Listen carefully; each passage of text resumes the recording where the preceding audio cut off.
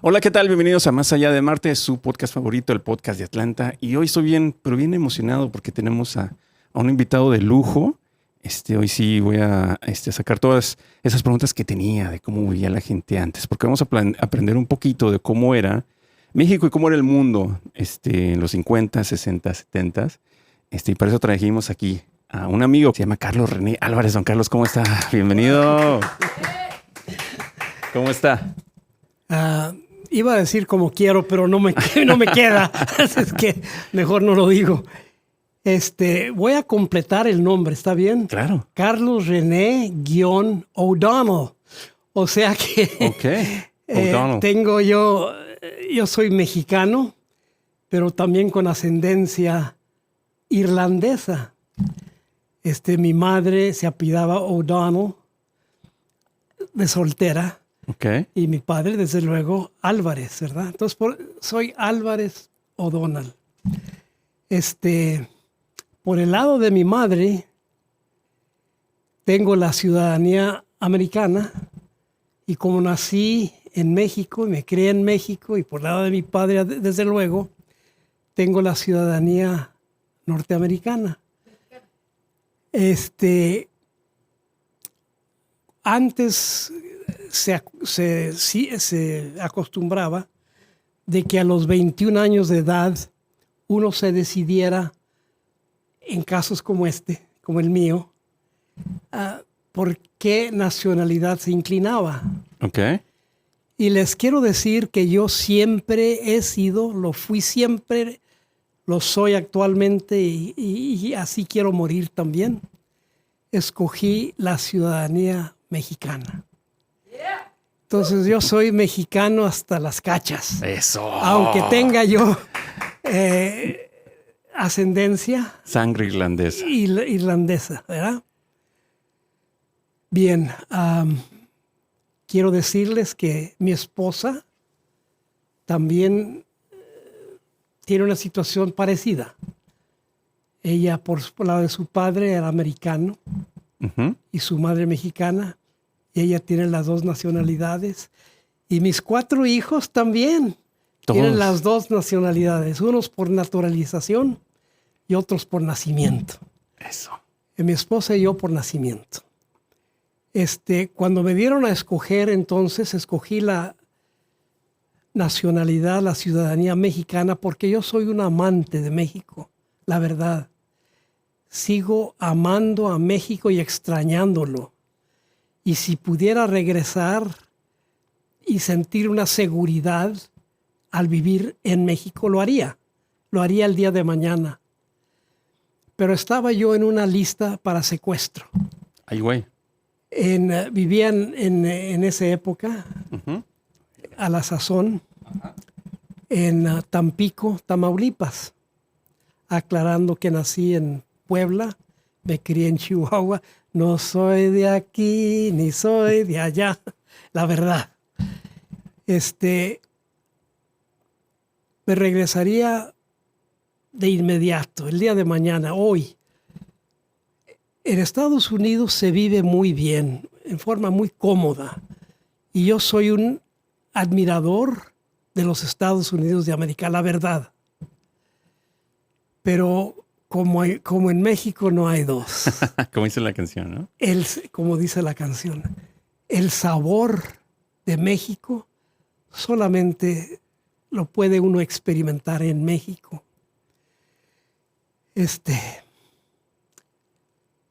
Bueno.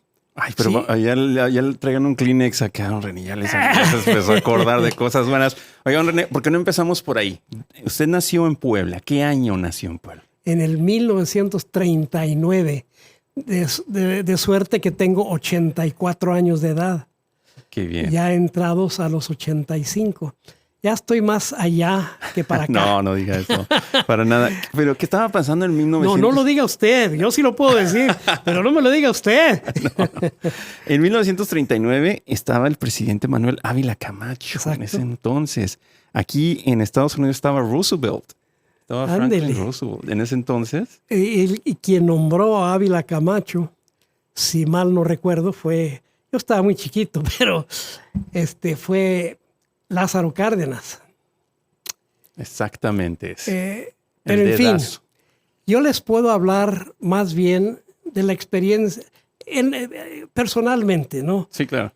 Así de cosas un poco más genéricas, bueno, pues otros aspectos.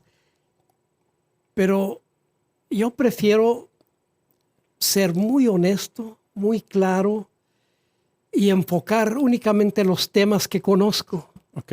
y que conozco de cerca, más o menos.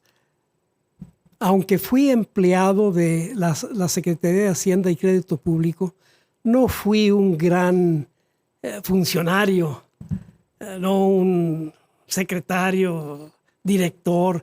Yo entré a la Secretaría de Hacienda siendo estudiante todavía en la Universidad Nacional Autónoma de México. ¿En qué la año Ciudad de fue México. esto? No me diga, no me pregunte. Eso habrá sido por el año 63, Ok. por allí, más o menos. Tendría que echar números, ¿no? Y en las últimas de la carrera, por un amigo que a la postre llegó a ser diputado por el estado de Chihuahua, que me recomendó, entré en Hacienda precisamente a la Dirección General de Crédito. Se llamaba la Dirección General de Hacienda y Crédito Público. Y era el director a la sazón, Miguel de la Madrid, Ay. que después llegó a ser presidente de la República, claro. como ustedes saben. Bueno, el secretario de Hacienda era José López Portillo. Wow. Y él reportaba, desde luego, a Luis Echeverría Álvarez. A esos tres los llegué a conocer, pues más o menos de cerca. Un poco más de cerca a López Portillo que a los otros dos. Miguel de la Madrid era mi jefe directo, pero había entre él y un servidor, yo era analista. Mi jefe directo se llamaba Manuel Velázquez de la Parra, un economista de altos vuelos, muy, muy centrado, muy conocedor, muy buena gente y muy honesto. Yo le reportaba a él y él acordaba con el licenciado Miguel de la Madrid. Yo rara vez pude hacerlo directamente, lo hacía a través de mi jefe. Bueno, sin embargo, sí llegué a tratar al licenciado Miguel de la Madrid en algunas ocasiones. Asistí cuando ante el sindicato de Hacienda dio un discurso, cuando en la UNAM, como invitado, era ponente. Y yo en asistencia y lo saludaba, pero así de forma íntima no. Sin embargo, mi jefe directo me encargó, más bien yo lo ideé y luego él lo apoyó, me apoyó. Él era subdirector, Manuel Velázquez de la Parra, subdirector encargado de finanzas al sector el sector social, para acabar pronto, de bajos ingresos, vivienda al sector de bajos ingresos, que eso agrupaba a Infonavit, Fobiste, muchos fideicomisos, como por ejemplo Corazones de Manzana. Y al licenciado Echeverría, en esa época, le encantaban los fideicomisos. Entonces, el fideicomiso es un organismo descentralizado, con matrimonio propio, personalidad propia inclusive, y esa era la figura de la que echaba mano el presidente de la República. y por ende, desde luego, el secretario era el director de Hacienda y Crédito Público, Miguel de la Madrid. Entonces, siguiendo esa línea,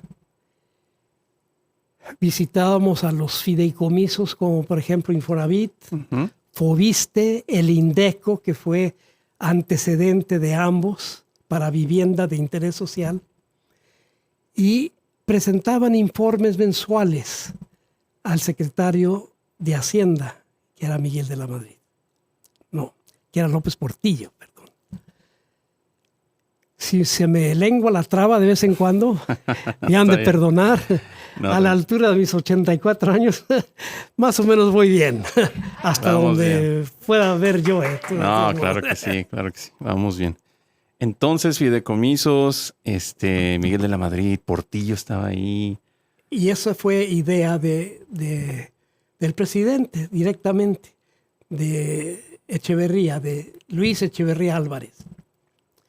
Él fue el que promovía los fideicomisos, pero a diestra y siniestra. Y gastaba mucho dinero porque a cada fideicomiso lo dotaba con su patrimonio propio. Era un organismo descentralizado. Y como ustedes saben, al poco tiempo, la economía de México se vino al traste porque hubo mucho dinero en circulación y poca producción. Esa es la verdad de las cosas. ¿Qué puedo decir del licenciado Miguel de la Madrid Hurtado?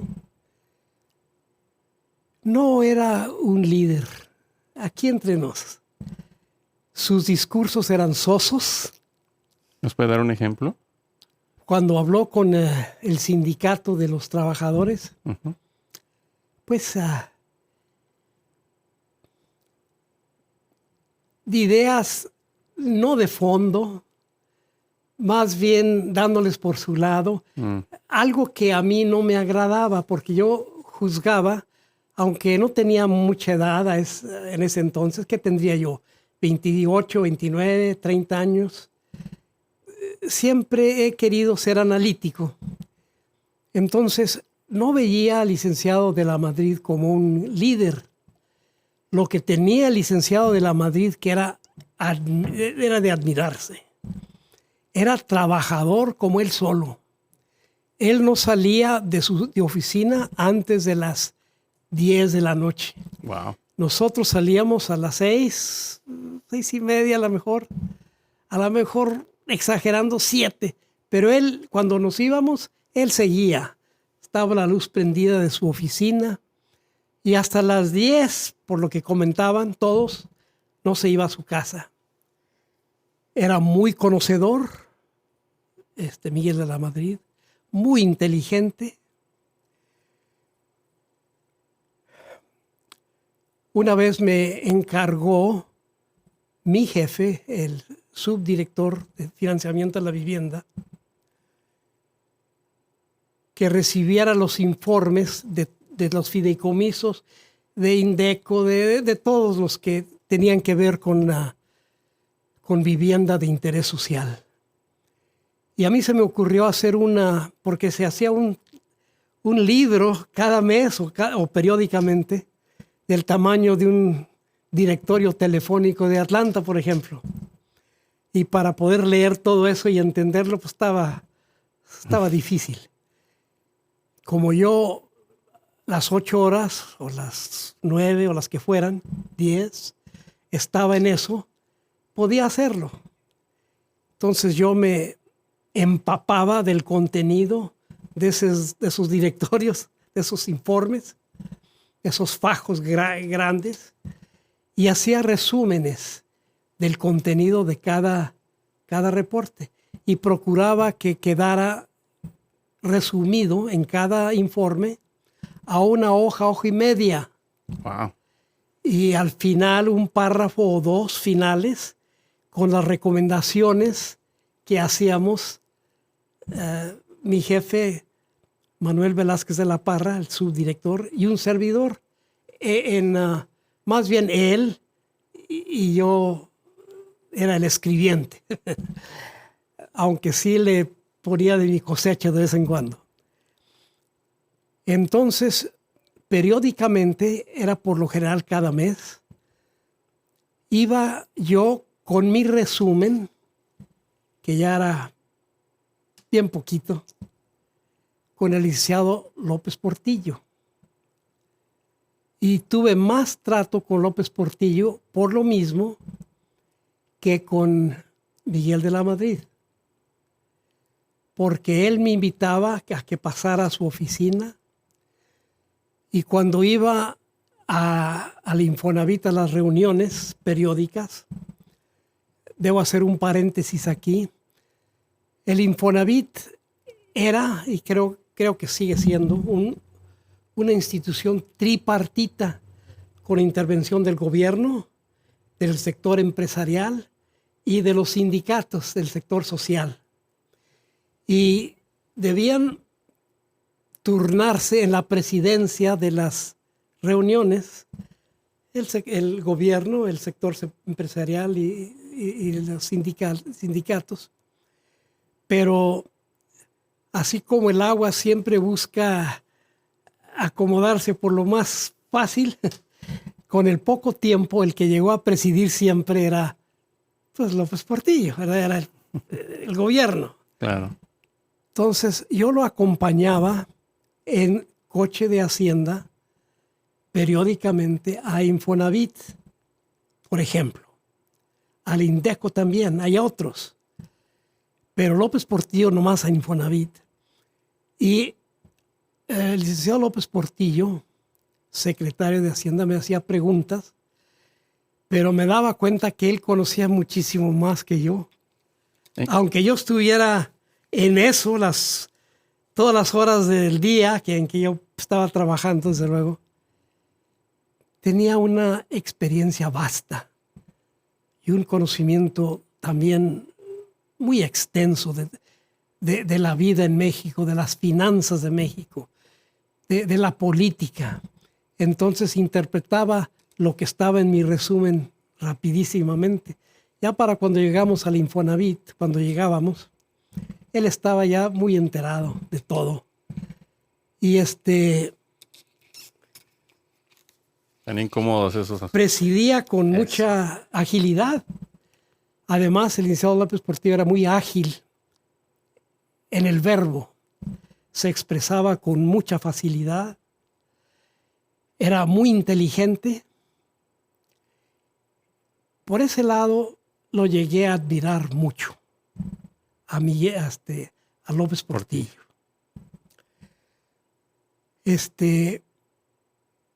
Luis Echeverría escogió por el método conocido del dedazo. ¿Saben lo que es el dedazo? A ver, nos explica qué es el dedazo. El dedazo es esto. Tú vas a ser el próximo presidente. Con el dedo lo señalaba. No había democracia. ¿Quién escogía al presidente sucesor? El presidente ¿Actual? En funciones. Okay. Y se decía por el dedazo. Ese es Entonces, el presidente Echeverría escogió, habían sido compañeros de clase, habían sido... Eran compadres. Sí, la carrera la habían hecho juntos, y la carrera de licenciado en Derecho, que fue la carrera que yo también estudié. En fin,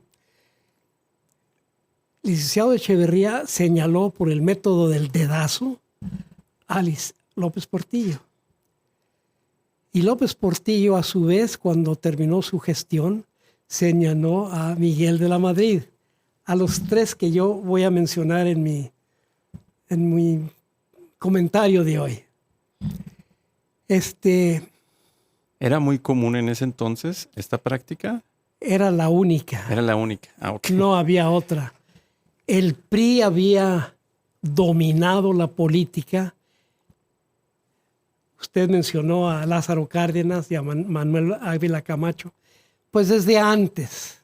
Yo creo desde los aztecas y si nos vamos más allá, en España y entre los náhuatl y todos, no había democracia. El pueblo no figuraba. ni en la revolución, ni después de la revolución, ni mucho después de la revolución. Y no fue hasta la elección de Fox que 2000. más o menos se fue rompiendo ese molde, ¿verdad?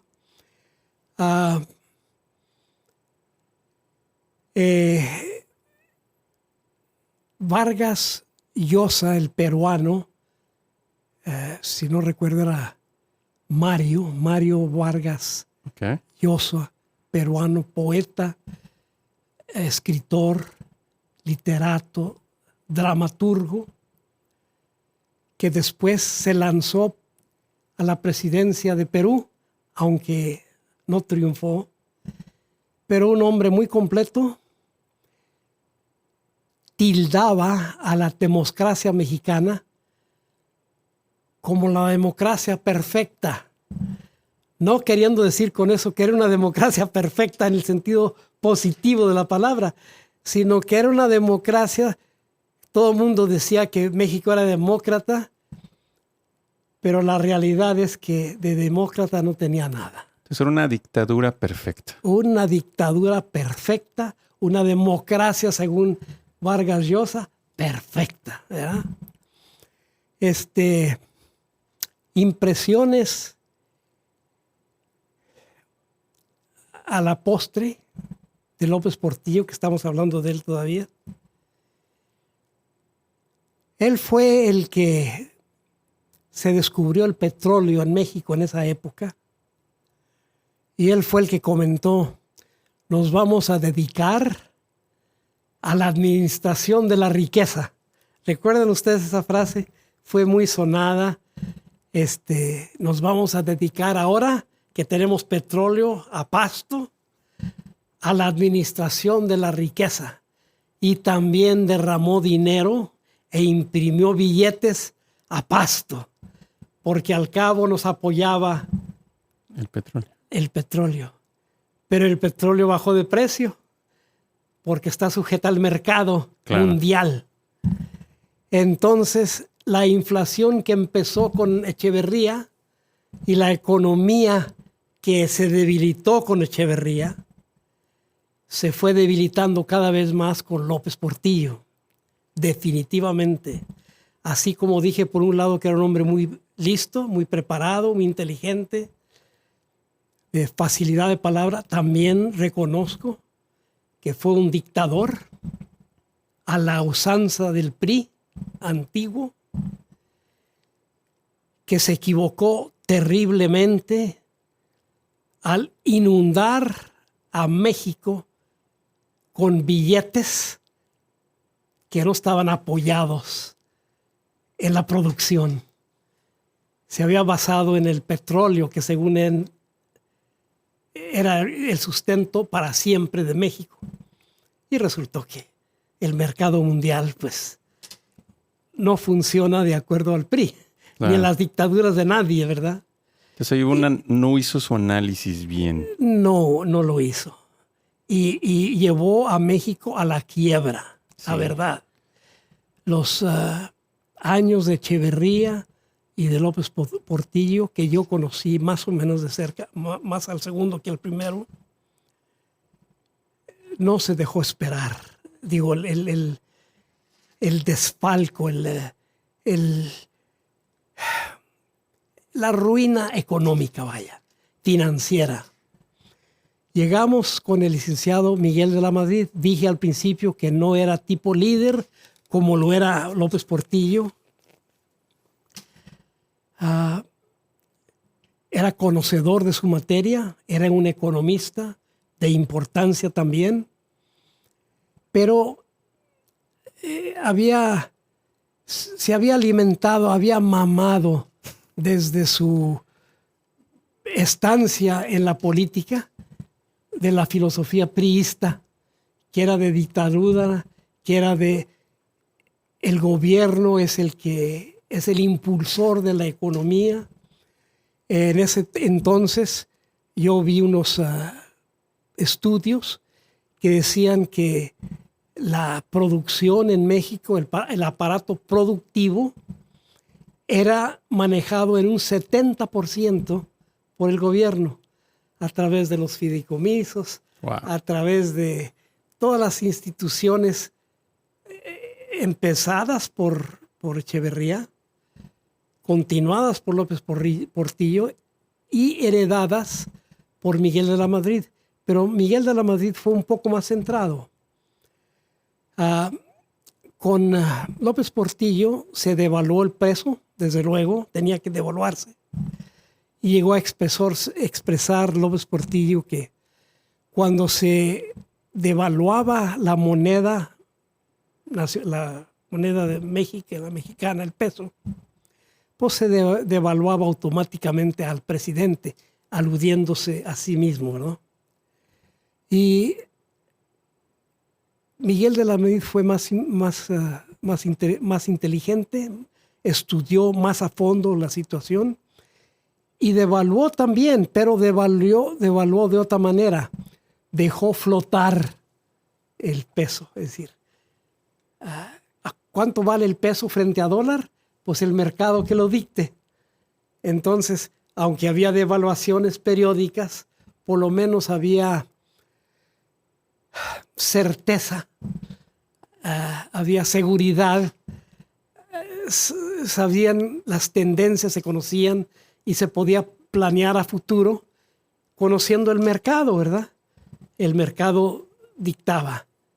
Y sigue siendo esa la política, entiendo yo, de México, que el peso flota de acuerdo a las tasas internacionales de intercambio del peso dólar frente a las monedas de otros países, desde luego, ¿verdad? Entonces por eso cada año lo vemos diferente casi. Un año puede estar abajo, al siguiente año puede estar más arriba. El presidente actual, que para mí es un idiota, es un pobre tonto, un sindicalista de petróleos mexicanos, que estuvo en ese sector que siempre ha sido determinante para México. Se decía que Pemex era la caja chica del gobierno, ¿verdad? Cuando necesitaba dinero, ese dinero es para el gobierno. A diferencia de casi todos los demás países, por ejemplo Estados Unidos, que no es ninguna caja chica. y aunque el gobierno actual esté desalentando la inversión en el petróleo, en los yacimientos fósiles de petróleo, pues sigue siendo el oro líquido en todo el mundo, ¿verdad?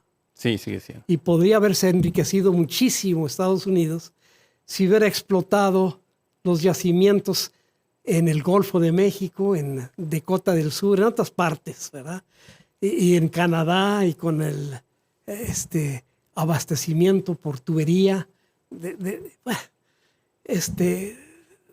Pero se perdió eso y Estados Unidos ha sufrido mucho en lo económico por ese lado, por el idiota de Biden, es la verdad.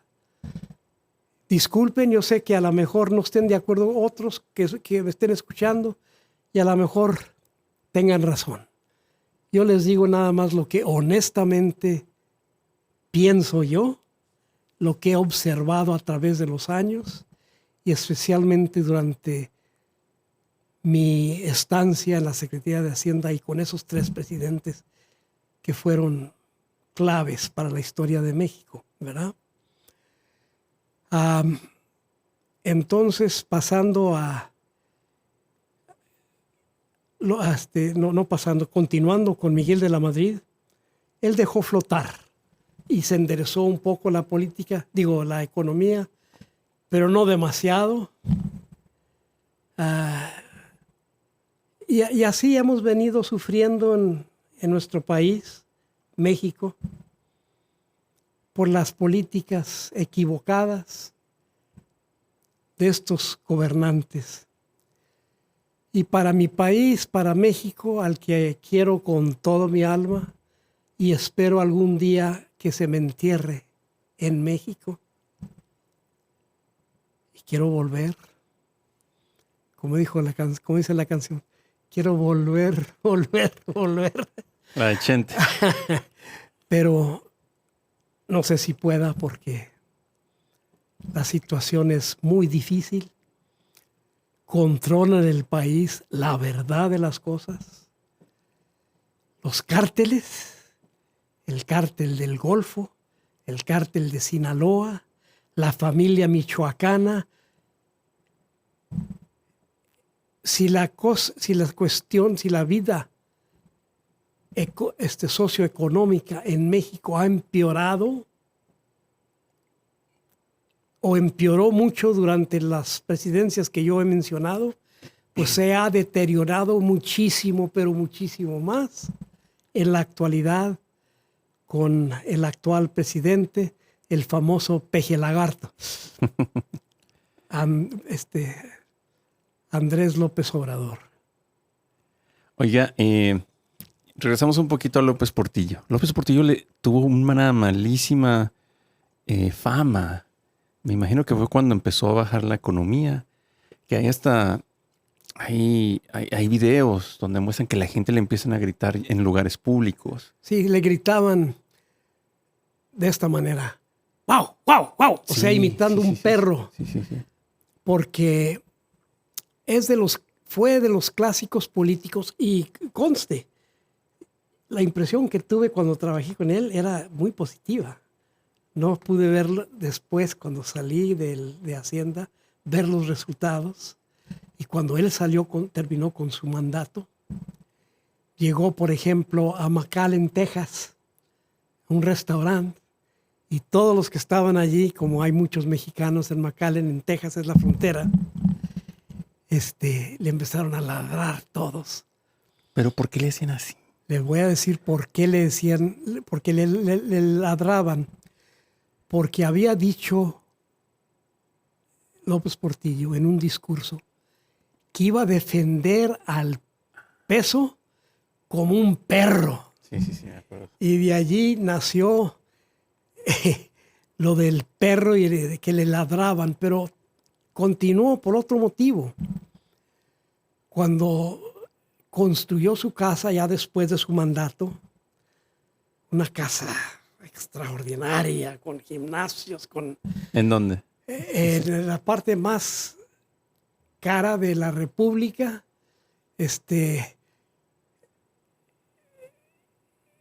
un lugar que desarrolló un político del PRI también, Carlos Jan González, que fue gobernador del Estado de México y fue uno de los apoyadores principales de estos presidentes del PRI. Este hombre fue muy rico. Él compró terrenos que nadie quería, que habían sido basureros. Tuvo la visión de convertirlos con una inversión fuerte que él tenía en la parte más cara para el establecimiento de tiendas grandes, de oficinas, en esa parte que había sido basurero, en la parte salida de México rumbo a Toluca, Estado de México. Cuando salió López Portillo, se construyó una casa que tenía una sección con un telescopio para ver los cielos, todo carísimo, todo a la medida, todo de lo más caro, de lo más fino, de lo más costoso de la época. Entonces le decían, recordando la frase, que iba a cuidar el peso como un perro, le apodaron su casa como la casa del perro, ¿verdad? Entonces esa casa todavía se conoce como la casa del perro, a pesar de que han pasado muchísimos años, ¿verdad? Pero ese es el antecedente de los ladridos de la raza de los mexicanos que invaden McAllen, que invaden Brownsville, que invaden El Paso, Texas, todo eso, casi a diario muchos trabajan en ciudades fronterizas de Estados Unidos o van de compras. Yo creo que hay más mexicanos o mexicoamericanos en esas ciudades que gringos hay, ¿verdad? Quién sabe, pero ahí se van. Bueno, ¿qué más? Entonces, Ya terminé con López Portillo, Miguel de la Madrid, ya hablé también de él. Miren, la verdad yo nunca pasé de analista en la Secretaría de Hacienda. Así es que estas opiniones que les doy no son de un alto funcionario. Yo le decía a mi hijita, estas cosas y esos nombres que voy a mencionar, debería mencionarlos porque hay personas todavía que viven, que van a escuchar sus nombres y pues eso no me conviene mucho. Y ella me dice, y también lo pensé yo, tengo 84 años, ¿cuántos años más voy a vivir? Y con esto en mi pecho, pues no, mejor decirlo. Si me llueve crítica, si se me llega inclusive a odiar por lo que he expresado, pues ni modo. Pero no podemos vivir agachados, no podemos vivir acobardados, con temores. Esa es mi filosofía. Ustedes tienen la palabra. Algo que me llamó mucho la atención es que usted desde un principio dijo que Portillo era muy honesto. ¿Y qué le pasaría entonces a Portillo si al principio... Dije que era honesto Manuel Velázquez de la Parra. De la Parra, ok. Era el subdirector de Finanzas y Crédito Público. Lo voy a mencionar a él. A él sí lo traté de diario y era subdirector, o sea que sí era un funcionario de cierto nivel. Velázquez de la Parra llegó a ser el secretario de Desarrollo Social, algo así posteriormente. O sea, tuvo cargos importantes. Me debieron a mí una cantidad. Cuando yo salí del sector público porque estaba hastiado, la verdad. No me agradaba el ambiente, no me agradaba la deshonestidad, no que lo fuera mi jefe, no que yo lo viera en forma abierta, ni con López Portillo, ni con Echeverría, ni con nadie, porque no tenía contacto con esa cercanía, ¿verdad?, para verlo. Pero sí constaté que era muy honrado a mi jefe, el subdirector de financiamiento de la vivienda, Manuel Velázquez de la Parra, porque cuando salí de Hacienda me quedaron de deber un dinero que a mí me tocaba porque yo asistía a las sesiones de los fideicomisos, porque los administrábamos a través de Hacienda, mayormente en el aspecto financiero por lo menos. El manejo cotidiano estaba a cargo de los directores para cada instituto, cada fideicomiso, etcétera, ¿verdad? Pero el que daba el dinero era Hacienda, el que dotaba de fondos, porque son organismos dotados con fondos independientes, con administración descentralizada.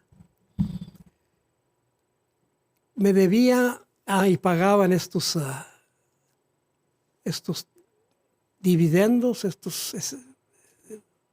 hacían estos pagos en la época de la Navidad para que tuvieran... Claro. Bueno, a mí me tocaba muy poquito, algunos miles de pesos, pero no llegaban a 5 cifras. Pero de todos modos, para uno era extraordinario, sí, claro, ¿no? Pero yo sí los desquitaba porque hacía el trabajo, asistía, porque hacía los resúmenes, porque platicaba con mi jefe, platicaba con la secretaria de Hacienda, López Portillo. O sea, me veía yo, no me veía como nomás alguien que se enganchaba y recibía a cambio una cantidad, ¿no? Entonces, cuando no tenía que haberme enviado nada, porque yo me separé antes de la Navidad, mucho antes, en junio, julio, algo así, llegó esa época en que si me hubiera quedado, me hubiera tocado ese abono, lo que usted quiera llamarle. Me llegó un día un cheque firmado por él, por la cantidad. Y sí le había desquitado. Y lo consideró así mi jefe, Manuel López de la Parra. Okay. Él podría haberse quedado con eso, la verdad. No era mucho, pero pues de poco en poco, ¿verdad? Claro. Llegué a saber que secretario, el director de Hacienda y Crédito Público, el director Miguel de la Madrid, secretario de Hacienda López Portillo, ellos de alto nivel recibían cantidades millonarias. Se mencionaba en esa época de un pago por esos conceptos al director Miguel de la Madrid de 2 millones de pesos en esa época. Entonces era un dineral, ¿no? Para entonces. Y pues podían vivir muy bien. Para mí eso es deshonesto. La verdad, no había control. Y quiero agregar otra cosa, ya no en relación con el gobierno y con mi estancia en Hacienda,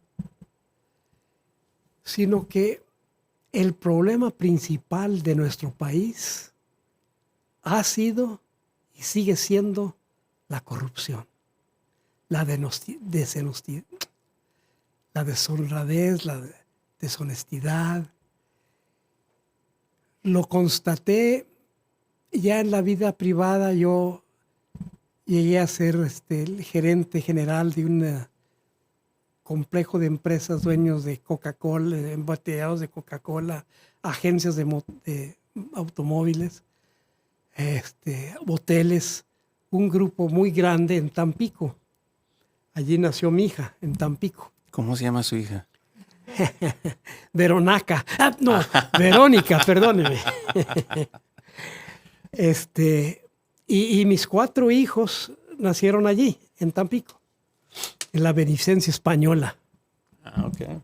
Ese hospital que era el mejor que había en Tampico. Pero las personas que llegué a conocer, compañeros de trabajo, mis jefes, otras personas de la sociedad de importancia, vivían en un ambiente de que la forma de progresar era de aprovecharse de otros si alguien tenía éxito en la vida, económicamente, desde luego, no tanto socialmente, era porque era dinero probablemente mal habido, chueco para acabar con triquiñuelas.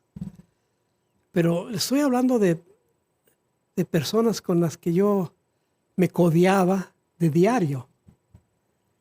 Y cuando me fijé cómo habían adquirido lo que tenían, me di cuenta que la corrupción no es solo a nivel gobierno y instituciones gubernamentales, sino es un ambiente que vive México casi a cualquier nivel. Y por eso, a mi leal saber y entender, han progresado, han sembrado en tierra fértil los cárteles. Claro. Porque ya la corrupción existe. O sea que nomás una pequeña extensión y llegan a los niveles que actualmente se observan, ¿verdad? ¿Qué más quieren que les diga? Vamos a tomarnos un pequeño receso, un break. Esta fue la primera parte de este programa, pero muy interesante. Estoy aprendiendo bastante con esto. Vamos a tomarnos un breakcito. Ahorita regresamos. Venga.